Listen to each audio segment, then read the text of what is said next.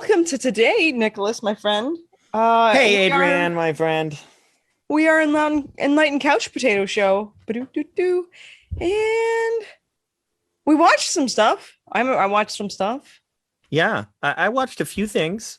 I could rapid fire through some random things. Whoa, okay, sure. So I think I told you we finished Death Note. That was the anime called Death Note. Oh, okay. But that's how they say it, and I love Death it. Note. Yes, Yeah. yes. But you got to get that deep, gravelly Death Note. That's fair. It was fun. We started watching a series. Do you like Rick and Morty? I don't think I do. Yeah, it's pretty dark. Well, I just pacing, voices. I maybe made it through the first episode and somewhere into episode 2. Yeah.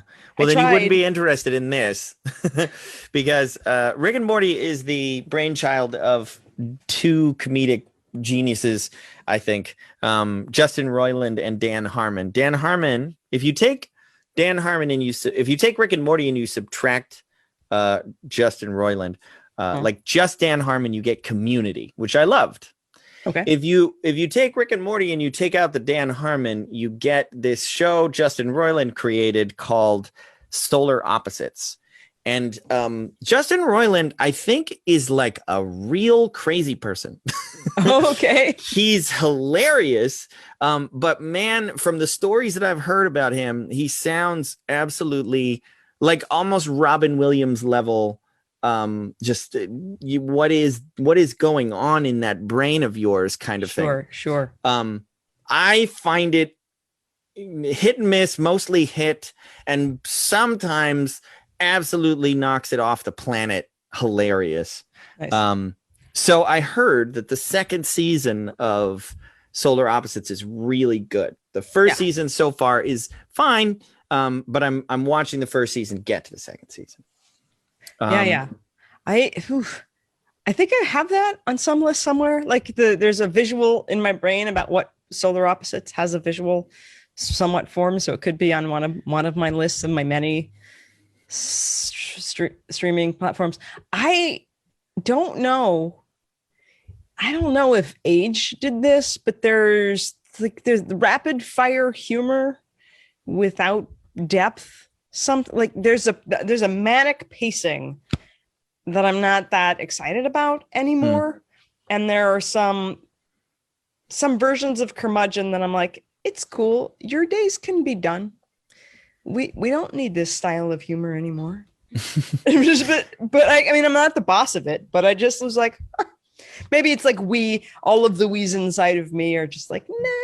If you don't like Rick and Morty, you will definitely not like Solar Opposites. If anything, it's darker and more crazy off the wall, rapid fire. Did you watch Big Mouth? It's when I was biking in my basement, I was watching Big Mouth. I think I got to episode 8. It's intense. I also, like the Family Guy, South Park, that sort of world gets a bit intense for me. To just like edgy, and I kind of liked it, but I don't care about anyone yet in Big Mouth. There's fun points. It's kind of cool, the themes that they're exploring. I really dig that.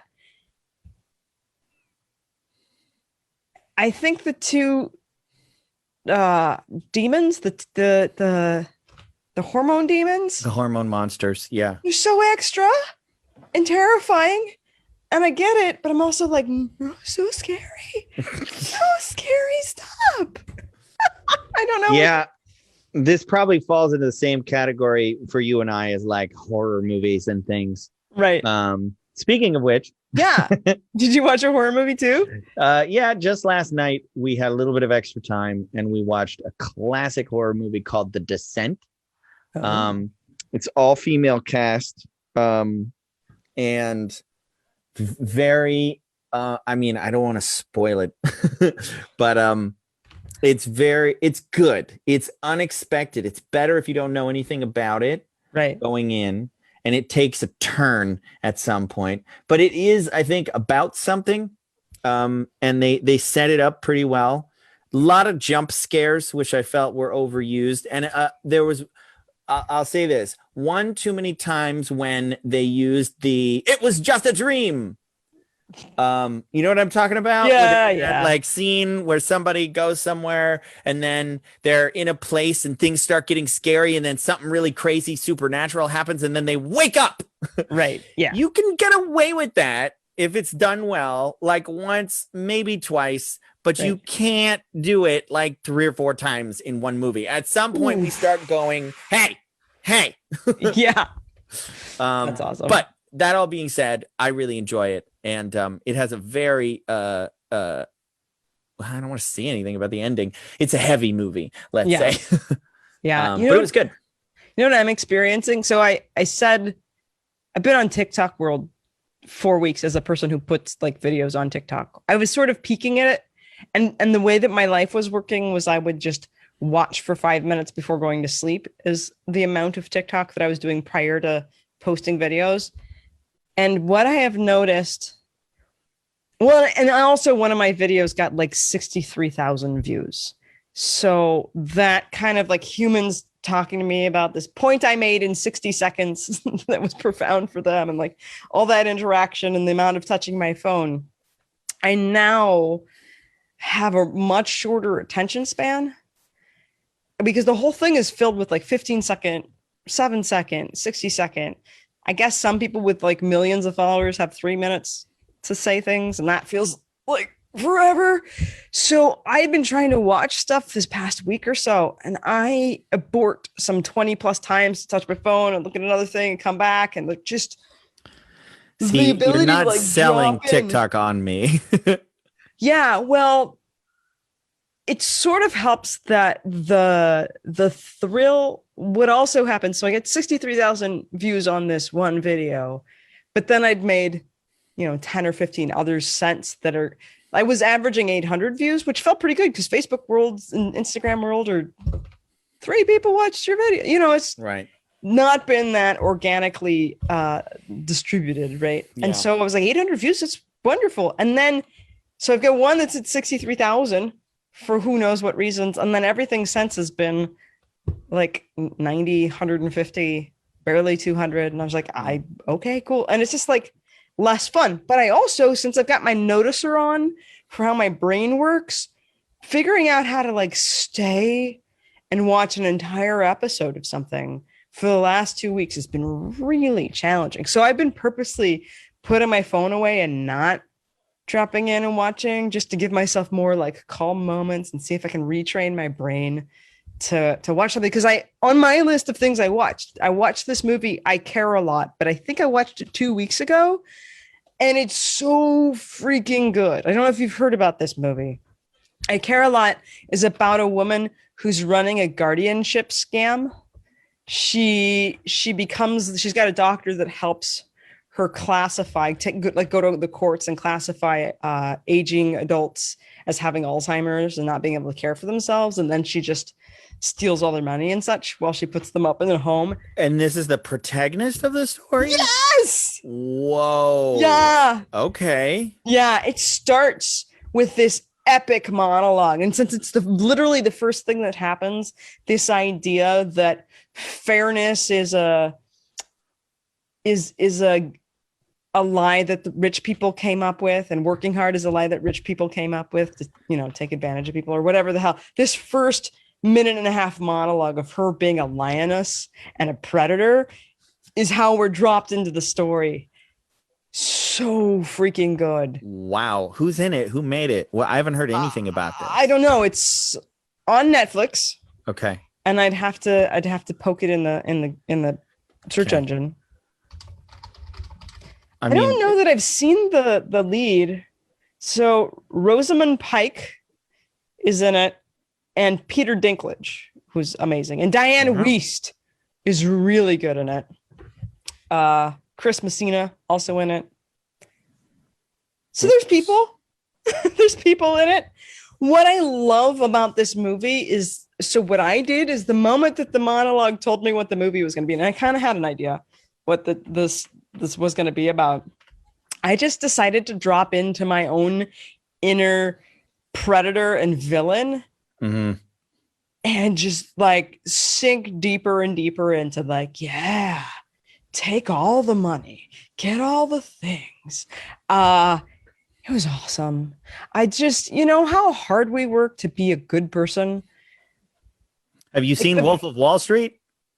I don't actually think I have. That is also fabulous and is the best representation of that energy that I've come across.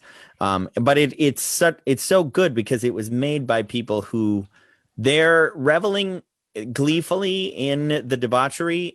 At the same time, they are making a movie that they know is a cautionary tale. It is intended to be like, this looks like a lot of fun, and it is. And also look at this. And it's the way that it plays with stuff that is like, oh, you just ruined someone's life and you're laughing about it. Oh my God.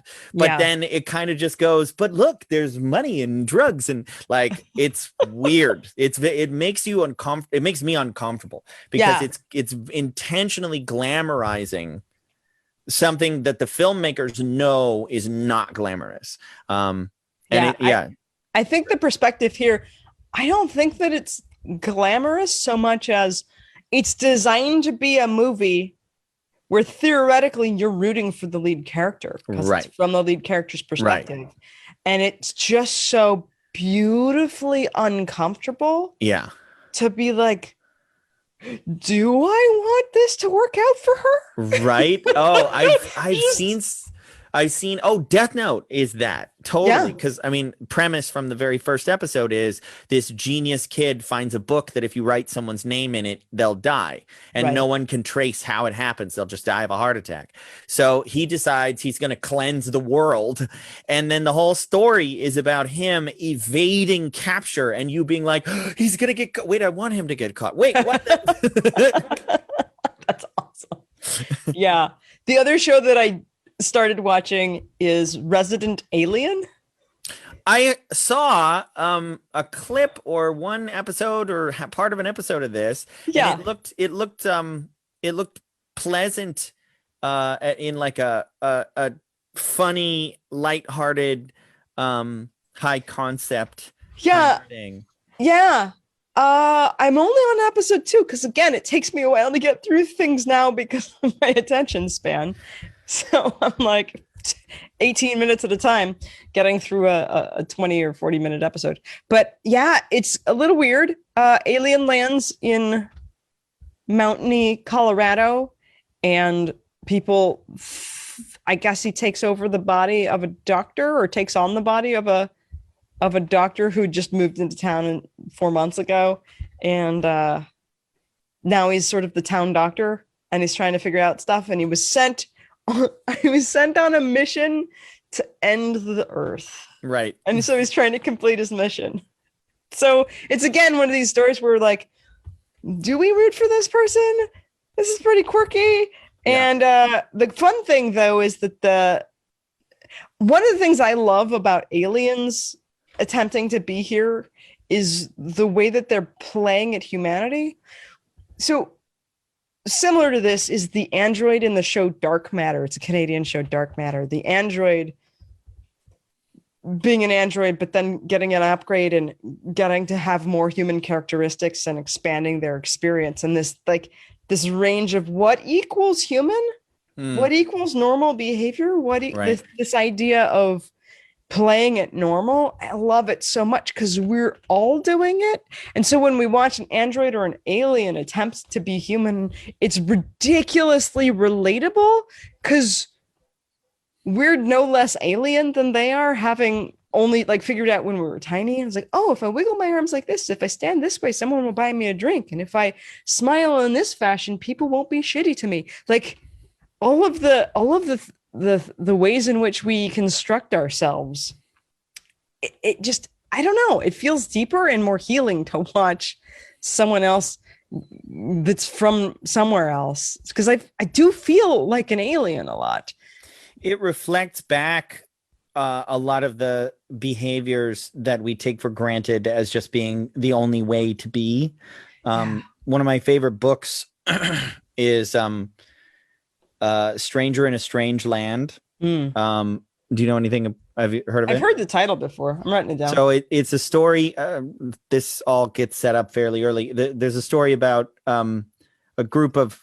This was written a while ago. It's like in the 60s or something, and they didn't really know about Mars. So it's in the future. An expedition goes to Mars, and everybody. The ship crashes and they lose contact and they assume everyone's dead. But it turns out that one of the women on the flight was pregnant, and the baby survived and was raised by Martians and raised in a completely foreign environment, a completely alien civilization, and then at some point comes home to Earth. And then it's sort of this bordering on messianic story about how one person in a system where everyone else is the same can change the system.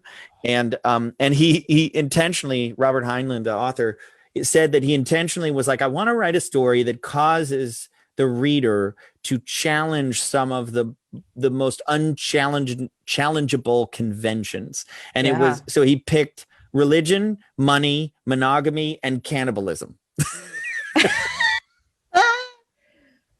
So basically he's like, I'm gonna tear all these systems down. And the cannibalism one, I won't go into the rest of it, but the cannibalism one is in their culture.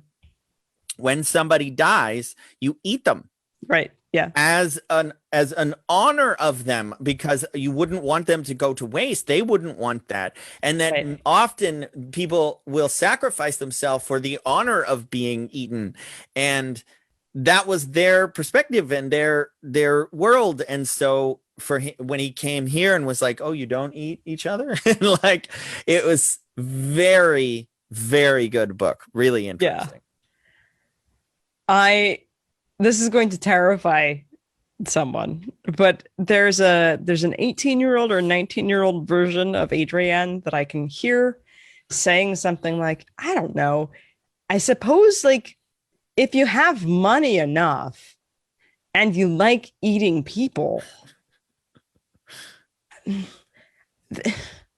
then I said something horribly racist, probably about like China when they were like killing girl babies for reasons. I don't remember, like they were being awful with girl babies. And he's like, you've got, I remember this, China, like wasting children and cannibals willing to buy them. I mean, it's horrifying, but they're killing them anyway. This was like me at 19. What Facebook is totally gonna like block this video. And I think it happened because there was some wealthy German who had been caught eating babies. Someone's gonna do it. We don't know. There were cultures. There were cultures in the past that practiced cannibalism for so many different reasons. Sure. Well, I just felt like talking about it was like having the conversation. This is me back then. The most interesting story to me that I know of is the story about basically a Craigslist ad. I don't remember how it happened, where it was consensual, 100% consensual. One dude wanted to be eaten, and another guy was like, "I'll do it." Yep, I have. And then he went to jail, and I honestly am like, I don't know how I feel about that, because he signed documents like it was the guy who wanted to get eaten that went out looking for someone to do it. It wasn't the other guy twisting his arm and manipulating him. Sure. So I'm like, you know what? In some ways, I'm very libertarian. I am very freedom to do whatever you want. If you want to saw your own arm off, you're allowed. I guess. Speaking of freedom. Oh my God. I think that's a perfect segue. This is our Falcon and the Winter Soldier episode. Talking about Falcon and the Winter Soldier. Okay. We've got 17 minutes. Yep. Did you hear that people have started calling it Uncle Sam and Uncle Buck? Oh. That's so good. Isn't it great? That's totally what the show is. I love it. Oh my gosh. So last week we did this is Sam after Endgame. This is Sam and Bucky going on an adventure of something awful is happening. I sort of get what's going on. There's Do you want terrorists. me to do the plot synopsis? Yeah, maybe. So I'm gonna have some water. There's a super soldier serum, Mm-hmm. which is what made Captain America super strong. Yep. And also Bucky has the super soldier serum. And it has been remanufactured and is getting released. And now there are super terrorists who are somewhat three-dimensional characters. So that word terrorist deserves to be in quotes. Sure. Yeah. And so they're trying to stop the spread of the super soldier serum. That's pretty much how it starts. Right. And last week we were like talking about some themes, and we said that we would just be super spoilery today. Mm-hmm. So if you have not seen the show, then maybe you pause and you come back and you go watch I'm 6 episodes. I really wanted one more. I would agree. I feel like it could have. There were some of the stuff in the later episodes where it was really talky was so good. And I was actually nervous in the last episode that it had so much punchy at the beginning, but then it was fine. It stuck the landing. There was enough philosophy and talk about freedom and Captain America scolding senators, which is just perfect. But I you know what? I'm so interested in superheroes fixing a boat. That is genuinely, like, I love it so much to see the everyday shit. Yeah, I've heard that quite a bit. That was super fun. I know that a lot of my friends have been nice enough to come over and help me do things like paint my living room and garage sale and other, like, help me with landscaping every now and then. Those are supremely wonderful times to share with people. Oh yeah. It's like, oh my gosh, weeds and edging. So boring. But when you do it with like someone you care about, or you're sharing the labor, it's kind of rad. And it's also weird and wonderful. And I guess we see it in Spider-Man, the new Spider-Man doing life in high school. That's the first time that the MCU did. Here's what their real life looks like as I chunk. always love that stuff. And there's not enough of it. Like, the thing about these 6-hour-long movies that we keep getting now, these miniseries, is that you get to take time. You get to spend time with the characters, which makes the punchy more emotionally engaging, because I care about these people. I know who they are. I know what they want. I know what they're thinking and what they're struggling with. And so then the symbolism of the battle, the struggle, is so much more emotionally poignant. Right. And you feel your heart racing and your breath catching, where in another movie like Godzilla versus Kong or whatever, it's just like, yeah, oh, I guess that was cool. Nah. Yeah. Well, and the interesting thing for me with Sam, one of the things that was just ridiculous to me that's in this story is he can't get a bank loan. He's been, there's a blip. He disappeared for 5 years. He came back. He saved the entire planet, helped save the entire planet. And he can't get what's her name? It's Pepper. Is it? Why wouldn't Pepper be cutting checks? Like, the compound, isn't that a Stark compound? Doesn't Stark have tons of money? How are the Avengers not on a payroll? I'm supremely confused. I think there's some things in all these movies where you have to be like, you just don't think about it, because we've already talked about the enormous plot hole of how come everyone doesn't have an Iron Man suit. And when I saw Sam fly in his red, white, and blue suit, I immediately had the thought, he doesn't, he even says, I don't have the super soldier serum. I'm just a dude in a suit. Well, yeah, but couldn't you have a better one? Couldn't you have one that covers your face? Yeah. I mean, couldn't I it be like made the of fact that, like, I like the way it looks, and that's how it looked in the comics. But yes, I understand that we have to suspend some disbelief and just go, well, apparently he got shafted. Well, and he's got a suit that was made in Wakanda, but it doesn't have the vibranium powering thing. Because, okay, Black Panther also has the vibranium that he like eats and then becomes super powered. But then the suit itself has tech in it. Right. That is why don't give bulletproof, him a energy storing Black Panther suit. Right. And I guess they're just canon. That's not part of the thing that happens. Right, It's not what right. we're doing here. But like bulletproof could be useful while we're going at it. Yeah, have you ever noticed that militaries, like, what they don't have the guy who uses a boomerang and the guy who does the grappling hook and the guy with rocket arm things. They find technology that works for everybody and then they distribute it to everybody.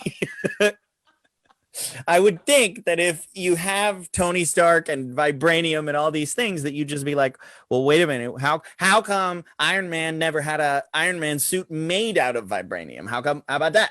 Right. Yeah. Lighter weight. If they're a team, they could build things different, utilizing each other's skill sets and technology. Well, but we're ripping it apart, and I actually love this show. It's just I enjoyed the curiosity, the ever-loving crap out of it. I think that last week, I'm going to repeat myself a little bit, but I think that last week I pointed out that what I love the most is that, given arguably the largest platform in human history, like more people, more eyeballs and earballs are watching and listening to what Marvel is doing than anything else on the planet right now. I'm pretty sure that's accurate, right? I'm pretty sure nothing, including Star Wars, is being watched more than the Marvel stuff. And nothing's ever been that big. Yeah. They decided to make their shows about something. The first one being about processing grief, and the second one being about race and about actual historical. They did that Watchmen thing that we talked about the what was the riots, the Tulsa, is that right? Something riots? Tuskegee? No, the Tuskegee. Oh, the Tulsa is this one. Tulsa riots is there. Yeah. The Tuskegee experiments is another real thing, but that was such a crazy smart thing that Watchmen did. Is like, as soon as they opened with that, there were articles everywhere and videos and people and podcasts talking about, that's a real thing that happened. So Marvel did the same thing here, where they're like, aha, you do know that the Tuskegee experiments is a real thing in our history. Now, let's give some credit to Marvel the comics, because they actually did that storyline first. Right. And that's impressive for a comic book company, for the people who have Captain America, to go, let's do that storyline. Let's say there was another Captain America who was the only one that it worked after 50 people had been killed, been experimented on. Wow. That's pretty, I don't know. It's pretty huge. I got a text today from my dad that was like, I guess it's Superheroes Day. I don't know why they just make days for things now. So Superhero Day. And he told me what superpower he would want. And then he's like, did you hear that Captain America's gay this week? This week he says that. And I was like, oh, well, yeah, I think they were introducing the gay Captain America in the comics, because he doesn't know the difference between the comic world and the movie universe. And I was like, yeah, but also Captain America's black now, Dad. And he's like, I think Marvel's confused. And I was like, well, no, apparently I Googled it. There've been 15 Captain Americas. 3 of them have been black, 4 of them women, or whatever the count. And that might be reversed. But it's like, they've been around since like 1939, I think. Right. So they just make a lot of different series with these characters. That's very normal in the comic book world. With the platform like what Disney Marvel has, for them to handle difficult topics like this in a way that actually feels nuanced, that feels like there are kids watching this that are listening to the cultural dialogue right now and are going to use what Sam as Captain America in that the struggle that he goes through of like listening to the Isaiah character and going, I totally get where you're coming from, and I still don't want to become bitter. That is a really hard thing to talk about right now. And I say this? Forgive me if I said this in the last one, but I just imagine being Anthony Mackie getting this script and being like, you hired me to play the Falcon. I'm like the plucky side character who does a couple of things in the show, and then they hand him a show, where he gets to be this character going on this journey, and all of a sudden you're like, like Black Panther was a cultural touchstone. Like that was a moment and that shifted things. This is that again, and then they're gonna. It's different though, because Black Panther is a story of Africa, right? And Black people, but in an African perspective. And here is African American story, right?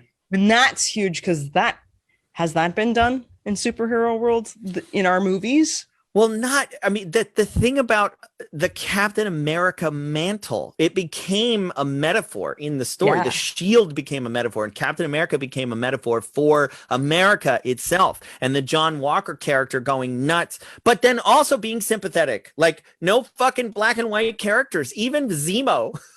Like, you feel like, well, he's evil in his methods, but he has a very clear motive. No more super soldiers. There was only one Steve Rogers. Giving people that much power is always going to be a problem. So I am going to eradicate them. And you're kind of like, Makes sense. It's so good. I have a story. I learned a story. There's an interview with Chris Evans, who just off the hand just says, "Oh my God, you see that ending? I love that ending." And Anthony Mackie's like, "What?" And so Chris Evans gets to not only hand over the mantle in the episode at the end of Endgame, he's handing over the shield, but that moment of like, he just is sitting there while Anthony is reading the end of the script. He's like, what?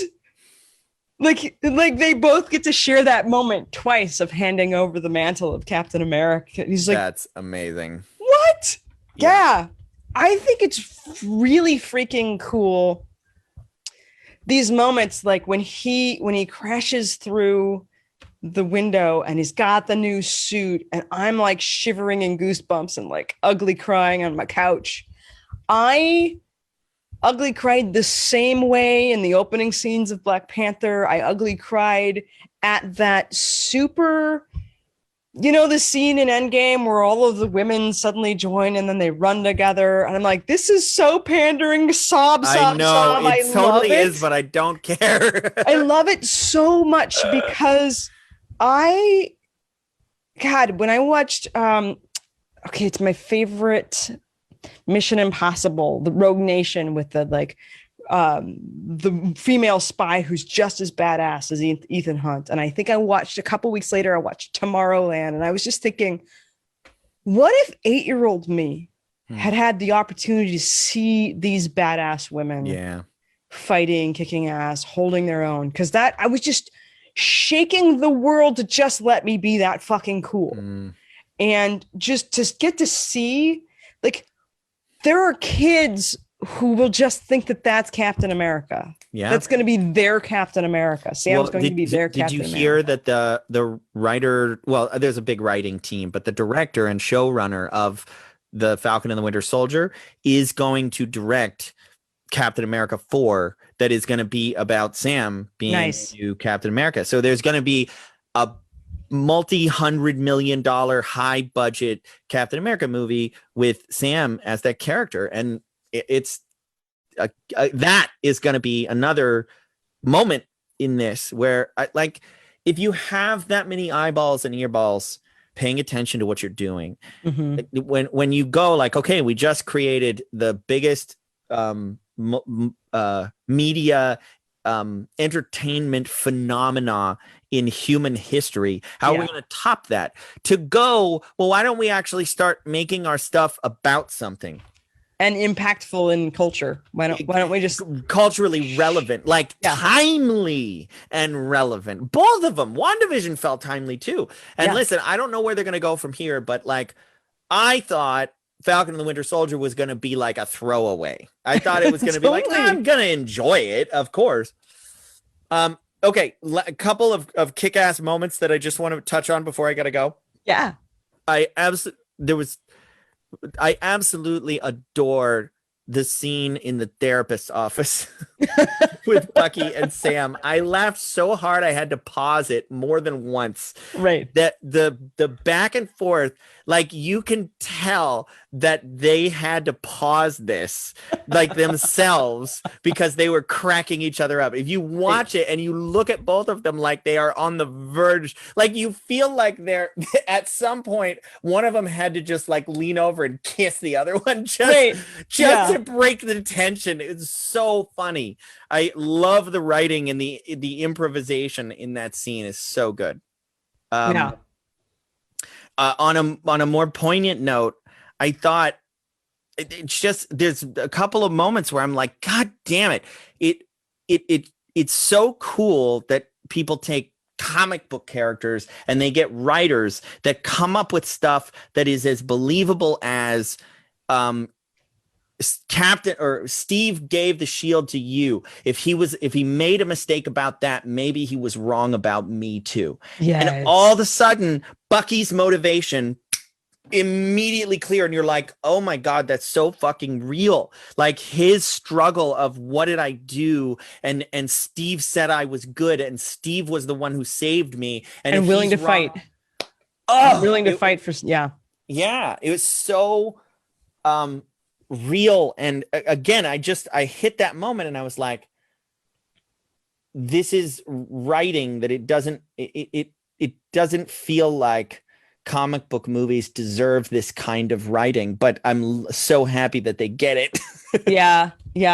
I dig it. I think they did really well with Sam and Bucky in the time. I really wanted another episode to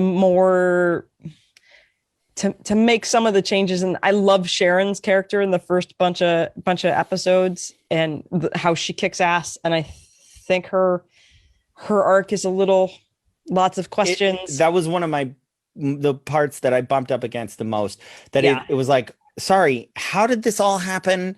And it felt very left turn, but I mean, I guess they're implying that those 4 years were really tough when everybody's gone, which I get. Is fine, but like stretch the shit out. Tell us about the years, because then it incentivizes and gets us to know these terrorists better, like about what's going on, what happened in the blip years. And maybe they're being vague about those years on purpose because there's something else showing up that's going to be set there. I don't know. It's a very interesting choice to sort of bring it up, but not make it more clear for people. I liked the argument that some people had of that they wanted to take things back to when there was half as many people. That was like, oh yeah, that would make a lot of sense. I love how seriously they're taking this concept, that they're like, okay, what would really happen if half all people? And one of the things that, yes, everybody would be very sad, and also there would be twice as many cars as we need. There would be twice as many computers as we need. There would be twice as much food production in place as we need. And like, yes, it would throw the whole world into chaos, but ultimately you could just be like, I'll take that house instead because there's nobody there. Yeah. And that would be in many ways the kind of post-apocalyptic fantasy that people dream about. And some people would be like, I want to go back to that. Yeah. And maybe I don't know if they're making a show that'll cover those years or a movie that'll be set in those years. Don't know. I mean, essentially Hawkeye was super busy during that time. Right. There are many humans that were up to stuff. Well, the Hawkeye series is going to be about him and his daughter becoming the new Hawkeye. I guess I'm just like, Marvel's hitting it out of the park. Like, I love it. Once again, I thought there was no way they were going to top WandaVision because I thought that was so original and so cool. And yes, it had a sky beam at the end, but I still, the emotional poignancy of that and the fact that it was so experimental. And then this one I thought was going to be like, oh, I know what I'm getting into here. And I had no idea. And it was so much better than I thought it was going to be. And so now we're just left to wonder, is Loki going to have a meeting? Is Loki going to go through some sort of giant magical healing arc? Who knows? Well, my guess would be yes. I mean, I'll speculate because I think that what this is old Loki. This is Loki right after Avengers. So he hasn't gone on his redemption path yet. But I think the implication is going to be he was gonna. And this is probably going to be him going on that same redemption path. But I mean, who knows? Maybe this one is going to be more. I get the sense it's going to be a lot more comedy. It's going to be basically like Thor Ragnarok, the series, where they're jumping around in time and playing with time travel and fucking up history. And God. That's what it is. I mean, it's literally Owen Wilson plays a time cop chasing Loki through time. Yeah. And it's I think it's probably gonna be great, and it's probably gonna be the story of him because nobody wants him to actually become full-on bad guy. Sure. That was what we wanted. We wanted to root for him, and now they get to make us root for him again. This is so good. Oh, brilliant. I can't wait. It's gonna be too much fun. Yeah. You have to go, right? I do. I have 10 minutes left till my next thing. So fabulous. I'm glad we got a chance to talk, and your lawnmower finally stopped running. You did, lawnmower. And now my grass is cut because someone did that for me. Do you want to take a minute and discuss options for like assignments? Because I feel like I keep forgetting to text you early enough, and I had a couple of things in mind. Okay, what are your things? We didn't catch up on Knives Out. Knives Out's great. If you want to watch it, I'm happy to talk about it. I really enjoyed it, and I've seen it twice, so I can definitely talk about it. This one's a little scary, but it's not a horror movie in the sense that it's like a monster. Well, have you ever heard of a movie called The Ghost and the Darkness? Is that the one with the lions? I love that movie. Do you want to watch it again? Because I think I'm going to introduce my children to it. Yes. That one of them keeps saying he wants to watch scary movies. And I'm like, okay, all right. So we started with something like kind of fun scary. We watched Tremors. Oh, yeah. Yeah. It's so good. Yeah. But I think this one is like actually a little bit scary, but it's only PG-13. I don't even think it's R. But I love that movie, and I would love to talk about it on the show. I've seen it probably 2 or 3 times already, but it's been a long time. Nice. Yeah, no, so I will. Can we do Ghost in the Darkness? That. Yes. Fantastic. That's perfect. I will definitely have that one done for next week, okay? Okay, right on. Yay. All right, fabulous. DVD, please. Talk then. Bye.